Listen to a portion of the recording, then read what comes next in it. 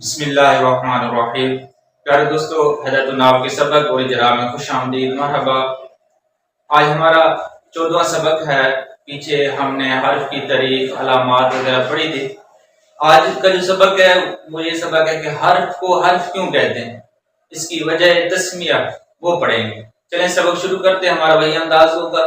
سب سے پہلے ہم عبارت پڑھیں گے، اجرا کریں گے، اور اس کے بعد جو سبق بیان اور ہوگا وہ بیان کریں گے اور ترجمہ کریں گے۔ چلیں سبق شروع کرتے ہیں۔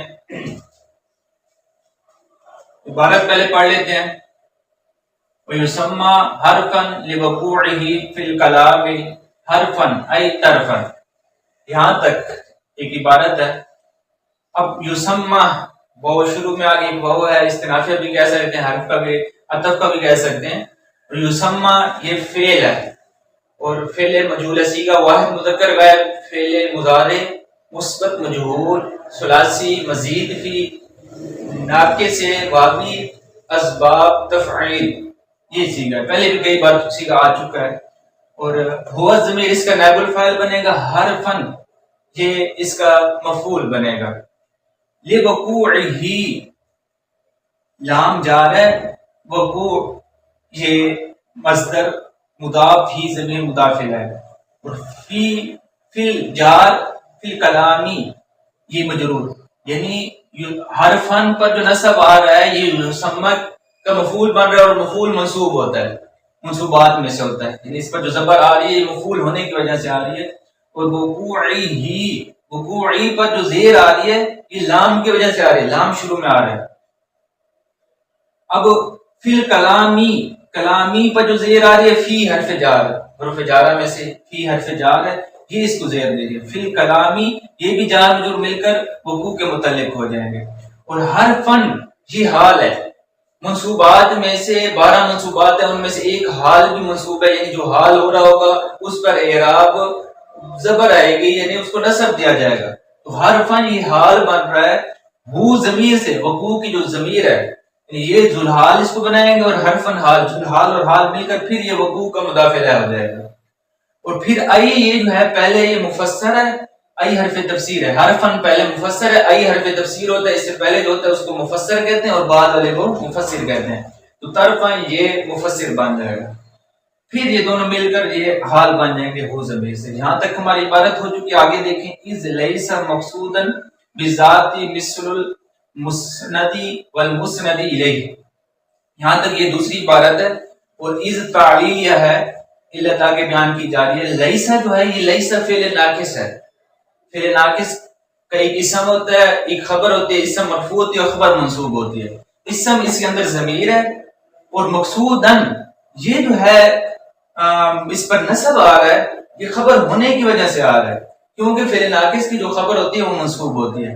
اور بذاتی با جار ہے اور ذاتی مجرور ہے، جار مجرور یہ مقصود کے متعلق ہو جائیں گے، کیونکہ مقصود خود اسم مفعول کا صیغہ ہے، واحد مذکر اسم مفعول، تو یہ اسی کے متعلق ہو جائیں گے۔ پھر یہ اپنے متعلق سے مل کر یہ خبر بن جائے گی، ایسا اپنے اسم اور خبر سے مل کر یہ جملہ بن جائے گا، اس کی الگ ترکیب ہو جائے گی۔ اور بذاتی پر جو زیر آ رہی ہے با کی وجہ سے، اور مقصودن پر جو زبر آ رہی ہے لیسا کی خبر بن رہی ہے۔ آگے یہ مثلو، مثلو پر جو پیش آ رہا ہے کیونکہ یہ مبتدا محذوف کی خبر ہے تو اس لیے اس پر پیش آ رہا ہے۔ اور المسندی، مثل المسندی، مسندی پڑھا جائے گا کیونکہ مثل مضاف ہے اور مسندی مضاف ہے۔ اور آگے والمسندی الیہ، والمسندی پڑھ رہے ہیں کیونکہ اس کا عطف المسند پر ہے۔ جب معطوف علیہ کا جو اعراب ہوگا معطوف کا بھی وہی اعراب ہوگا، درمیان میں اگر حرف عطف آ جائے تو پہلے والے کو معطوف علیہ کہتے ہیں اور بعد والے کو معطوف کہتے ہیں۔ تو الیہ یہ جار مجرور مل کر یہ مسند کے متعلق ہو جائیں گے، مسند کیونکہ اس میں مفعول کا صیغہ ہے۔ اب یہاں تک ہماری عبارت ہو چکی ہے، اب یہاں ہم سبق بیان کریں گے۔ یہاں سے یہاں تک جو عبارت ہے یہ بیان کیا جا رہا ہے کہ حرف کو حرف کیوں کہتے ہیں۔ اس کی وجہ یہ بیان کی گئی کہ حرف کا جو لغوی معنی ہے وہ ہے کنارہ، طرف، تو کیونکہ حرف جو ہوتا ہے نا یہ بھی اسم اور فعل کی طرف میں واقع ہوتا ہے، تو اس لیے حرف کو حرف کہا گیا ہے۔ یہاں تک یہ بات ہماری مکمل کہ حرف حرف کیوں کہتے ہیں، کیونکہ اس کے لغوی معنی کا اعتبار کرتے ہیں۔ حرف کا لغوی معنی بھی طرف ہے، کنارہ ہے، اور کیونکہ جو حرف ہوتا ہے وہ بھی عبارت کے کنارے میں ہوتا ہے، اسم کے یا فعل کے طرف میں ہوتا ہے، تو اس لیے حرف کو حرف کہا گیا۔ تو یہ جو عبارت ہے یہاں سے پھر ایک اعتراض ہوا، اعتراض پہ یہ جواب ہے. اعتراض ذہن میں یہ پیدا ہوا، حرف کنارے میں تو نہیں آتا، اکثر اوقات حرف درمیان میں بھی آ جاتا ہے. اب جس طرح یہ درمیان میں آیا ہوا ہے حرف فی، اسی طرح مقصود بالذات بعد درمیان میں آیا ہوا ہے، اور بھی کئی مثالیں حرف درمیان میں بھی آ جاتا ہے. آپ کہہ رہے ہیں کہ کنارے پر آتا ہے. تو پھر جواب دیا ہمارا جو مقصود ہے، اصل بات جو ہے وہ یہ ہے کہ حرف مقصود بالذات نہیں ہوتا. اور مقصود بالذات کون ہوتا ہے؟ وہ مسند ہوتا ہے یا مسند الیہ. یہ جو اسم کے خاصیت ہے مسند ہونا، مسند الیہ ہونا، حرف نہ مسند ہوتا ہے نہ مسند الیہ ہوتا ہے، یہ مقصود بالذات بھی نہیں ہوتا. جب یہ مقصود بالذات نہیں ہوتا تو یہ پھر طرف میں ہوتا ہے، کنارے میں ہوتا ہے، یہ مقصود نہیں ہے. یہ اصل مطلب ہے. اب یہاں سے یہاں تک ہماری عبارت اور بیان بھی ہو چکا. اب ترجمہ رہ گیا، ترجمہ کرتے ہیں. اور اس کو نام دیا گیا حرف کا. کس کو؟ حرف کو نام دیا گیا حرف کا، کیونکہ وہ کلام میں واقع ہوتا ہے کنارے پر، کنارے میں واقع ہوتا ہے.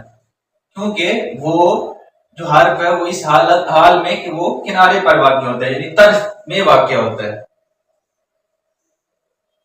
وجہ اس وجہ سے کہ یہ مقصود بالذات نہیں ہوتا. اس کا ترجمہ اس وجہ سے، جب علت تعلیلی ہے تو پھر ترجمہ آئے گا کہ اس وجہ سے کہ یہ حرف جو ہے وہ مقصود بالذات نہیں ہوتا. اس کی ضمیر کا مرجع حرف کی طرف جائے گا، اس وجہ سے کہ حرف جو ہے وہ مقصود بالذات نہیں ہوتا. اس کی مثال یہ مسند اور مسند الیہ کی مثال ہے، یعنی نہ یہ مسند الیہ ہوتا ہے نہ مسند ہوتا ہے. یہاں تک ہمارا ترجمہ بھی ہو چکا. امید ہے کہ آپ کو سبق سمجھ آ گئی ہوگی. انشاءاللہ کریم پھر اگلے سبق میں دوبارہ ملیں گے. تب تک اجازت. السلام علیکم ورحمۃ اللہ.